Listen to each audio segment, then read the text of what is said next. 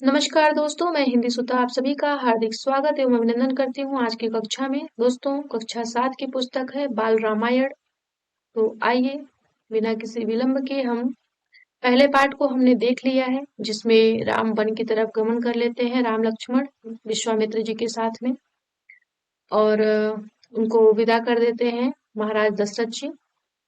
तो अब अगर दूसरे पाठ में है जंगल और जनकपुर। तो दूसरे भाग को देखते हैं कि इसमें क्या होता है।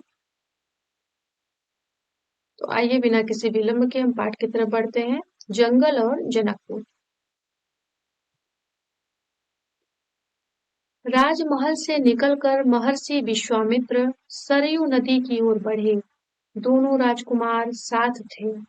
उन्हें नदी पार करनी थी। आश्रम पहुंचने के लिए विश्वामित्र ने अयोध्या के निकट नदी पार नहीं की। दूर तक सरयू के किनारे किनारे चलते रहे।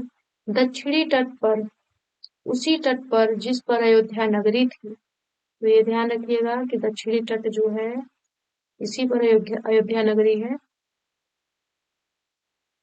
वे चलते रहे। नदी के घुमाव के साथ साथ राजमहल पीछे छूट गया।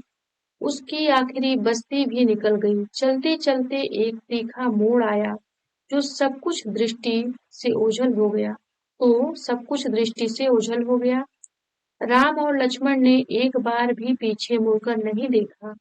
उनकी नजर सामने थी। महर्षि विश्वामित्र के सधे कदमों की ओर सूरज की चमक धीमी पड़ने लगी। शाम होने को आई। राजकुमारों के चेहरे पर थकान का कोई चिन्ह नहीं था। उत्साह था। वे दिन भर पैदल चले थे और चलने को तैयार थे। महर्षि अचानक रुके।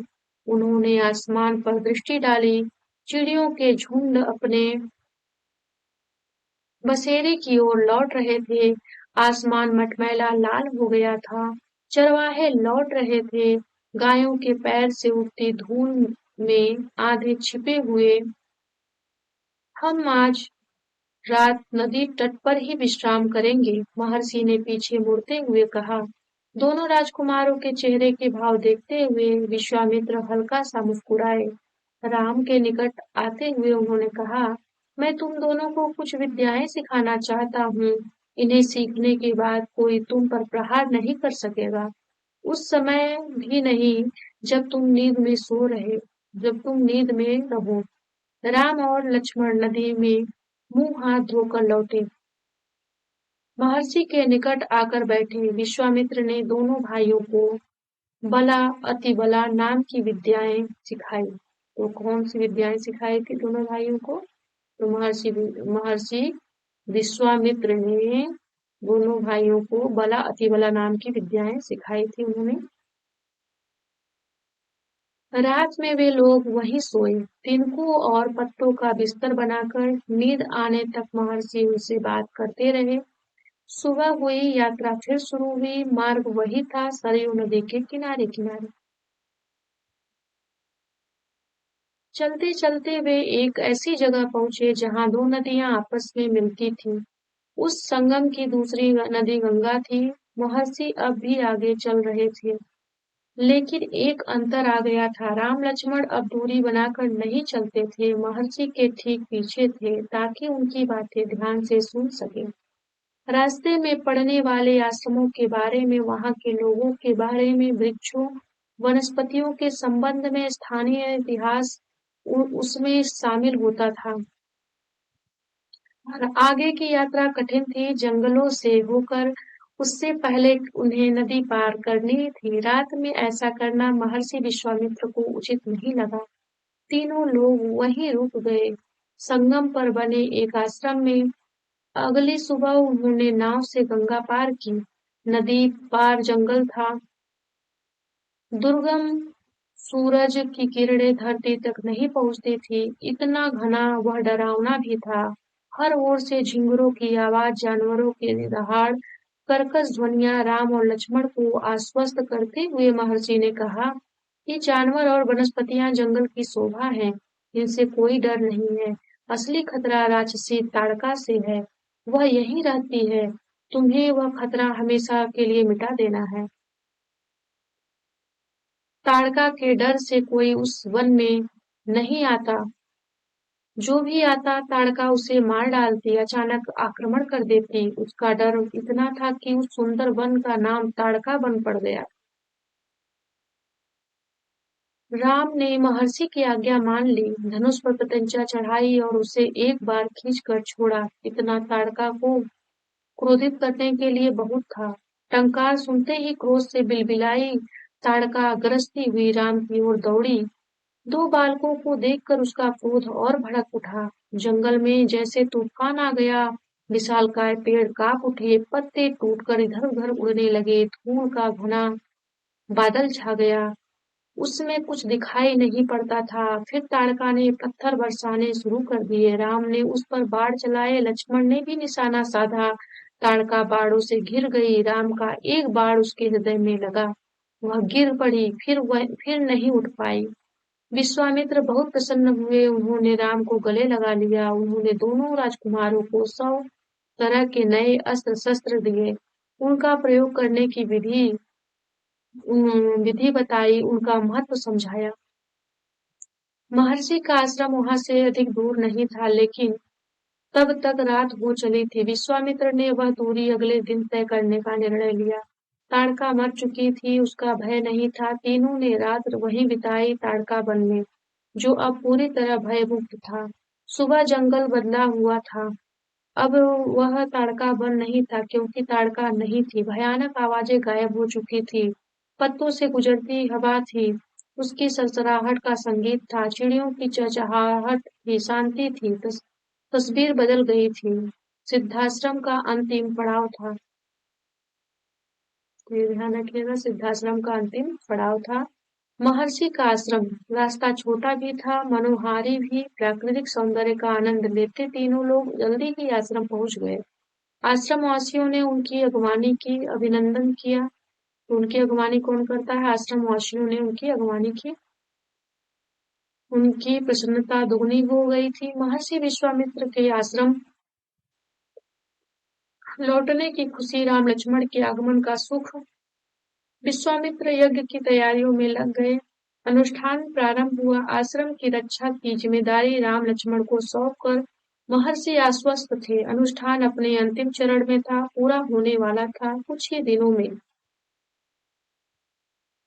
5 दिन 5 दिन तक सब ठीक ठाक चलता रहा, शांति से निर्विघ्न। लगता था कि राजकुमारों की उपस्थिति ने ही राक्षसों को भगा दिया है। राम और लक्ष्मण ने यज्ञ पूरा होने तक न सोने का निर्णय किया, न किया। वे लगातार जागते रहे, चौकस रहे। कमर में तलवार, पीठ पर तुरीड़, हाथ में धनुष, प्रत्यंचा चढ़ी हुई, हर स्थिति के लिए तैयार। अनुष्ठान का अंतिम दिन। अचानक भयानक आवाजों से आसमान भर गया। सुबाहु और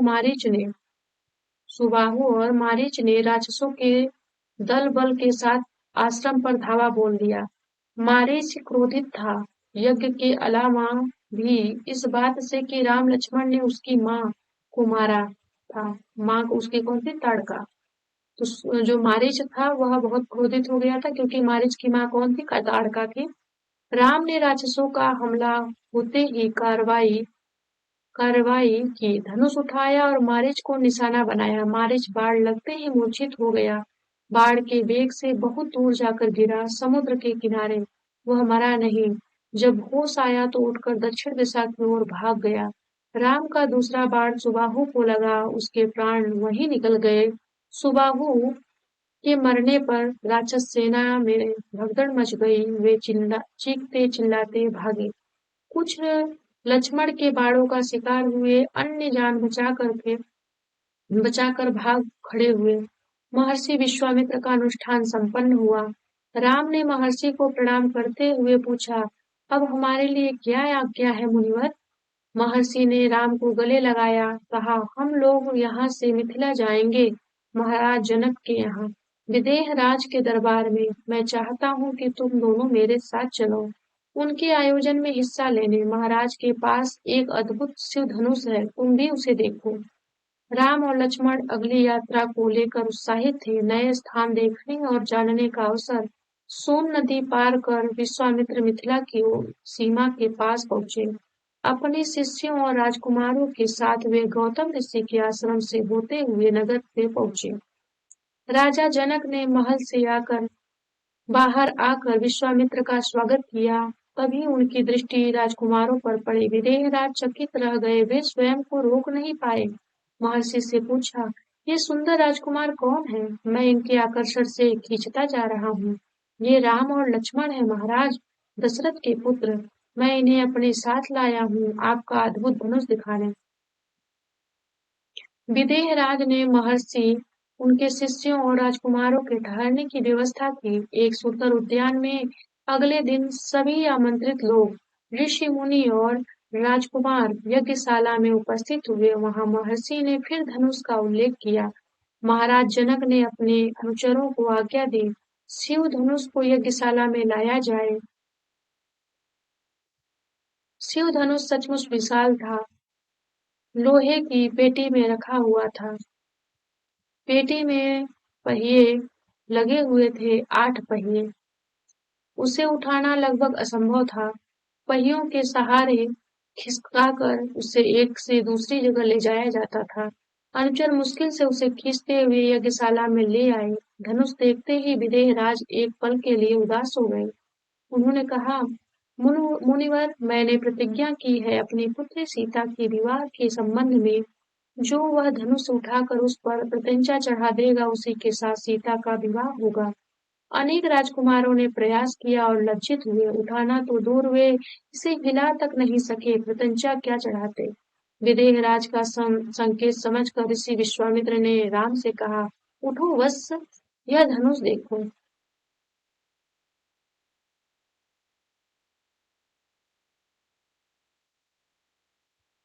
राम ने सिर झुकाकर गुरु की आज्ञा स्वीकार की, आगे बढ़े, पेटी का ढक्कन खोल दिया। राम ने पहले धनुष देखा, फिर महर्षि को। गुरु का संकेत मिलने पर राम ने वह विशाल धनुष सहज ही उठा लिया। यज्ञशाला में उपस्थित सभी लोग हतप्रभ से थे। इसकी प्रत्यंचा चढ़ा दो मुनिवर? राम ने पूछा। अवश्य, यदि ऐसा कर सकते हो। विदेहराज चकित थे। राम ने आसानी से धनुष झुकाया, उस ऊपर से दबाकर प्रत्यंचा खींची। दबाव से धनुष बीच से टूट गया, उसके 2 टुकड़े हो गए। बच्चों के खिलौने की तरह यज्ञशाला में सन्नाटा छा गया। सब चुप थे, एक दूसरे की ओर देख रहे थे। सभागार की चुप्पी महाराज जनक ने तोड़ी। उनकी खुशी का ठिकाना न था। उन्हें सीता के लिए योग्य वर मिल गया था। उनकी प्रतिज्ञा पूरी हुई। जनकराज ने कहा, मुनिवर, आपकी अनुमति हो तो मैं महाराज दशरथ के पास संदेश भेजूं, बारात लेकर आने का निमंत्रण। यह शुभ संदेश उन्हें शीघ्र भेजना चाहिए। महर्षि की अनुमति से दूत अयोध्या भेजे गए, सबसे तेज चलने वाले रथों से। इस बीच जनकपुर में धूम मच गई। बारात के स्वागत की तैयारियां होने लगी। नगर की प्रसन्नता चरम पर थी। महाराज जनक का संदेश मिलते ही अयोध्या में भी खुशी छा गई। आनंद फानंद में बारात तैयार हुई। हाथी, घोड़े, रथ, सेना। बारात को मिथिला पहुंचने में 5 दिन लग गए। जनकपुरी जगमगा रही थी। हर मार्ग पर तोरण द्वार, हर जगह फूलों की चादर, एक-एक कोना सुवासित। हर घर के प्रवेश द्वार पर बंधनवार, एक-एक घर से मंगल गीत। मुख्य मार्ग पर दर्शकों की अपार भीड़। खिड़कियों और छज्जों से झांकती महिलाएं। एक नजर राम को देख ले, राम सीता की जोड़ी दिख जाए। विवाह से ठीक पहले यहाँ विदेहराज जो है जनक के लिए कहा गया है। विदेहराज ने महाराज दशरथ से कहा, राजन, राम ने मेरी प्रतिज्ञा पूरी कर बड़ी बेटी सीता को अपना लिया। मेरी इच्छा है कि छोटी पुत्री उर्मिला का विवाह लक्ष्मण से हो जाए। मेरे छोटे भाई कुशध्वज की 2 पुत्रियां हैं, मांडवी और श्रुतकीर्ति। कृपया उन्हें भरत और शत्रुघ्न के लिए स्वीकार करें।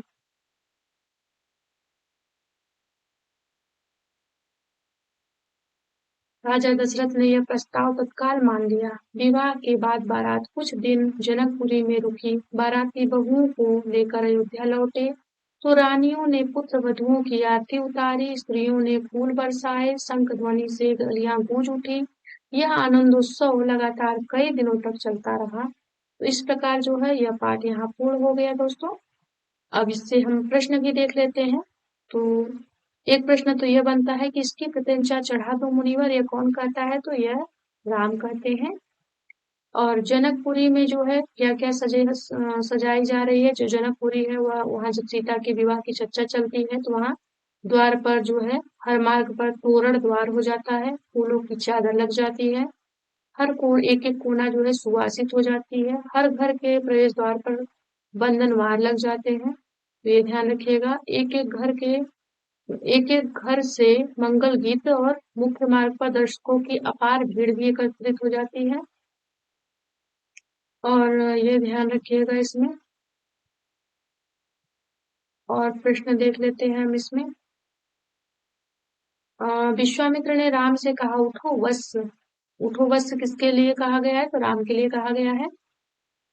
और धनुष पर प्रत्यंचा बहुत सारे राजा लोग नहीं चढ़ा पाते हैं, लज्जित हो जाते हैं। तो यह जो है बात कौन कहता है? तो यह विदेह राज कहते हैं। उन्हें विदेह राज क्यों कहा गया है? क्योंकि उनके जीवन में सुख दुख दोनों समान रूप से था, इसलिए भी कहा गया है। आगे देखें।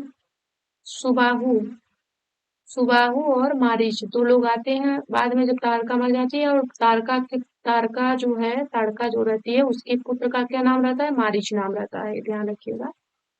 तो मारीच किसके पुत्र का नाम रहता है? तारका के पुत्र का नाम रहता है। सुबाहु की मृत्यु हो जाती है राम की बाढ़ लगने के कारण, ये भी स्पष्ट रखिएगा यहाँ पे।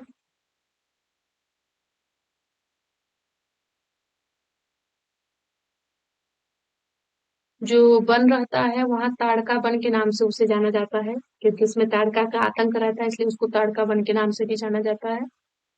यह भी ध्यान रखिएगा। देखिए यहाँ दिया है ना कि ताड़का वन पड़ गया था नाम उसका। अगला प्रश्न देख लीजिएगा। विश्वामित्र ने दोनों भाइयों को बला अति बला नामक विद्याएं सिखाई थी, ये भी प्रश्न है। और जो अयोध्या है दक्षिणी तट पर, उसी तट पर जिस पर अयोध्या नगरी थी, तो दक्षिणी तट जो है और सरयू नदी के किनारे है, ये तो आप सभी लोग जानते ही हैं। और एक प्रश्न और यहाँ था।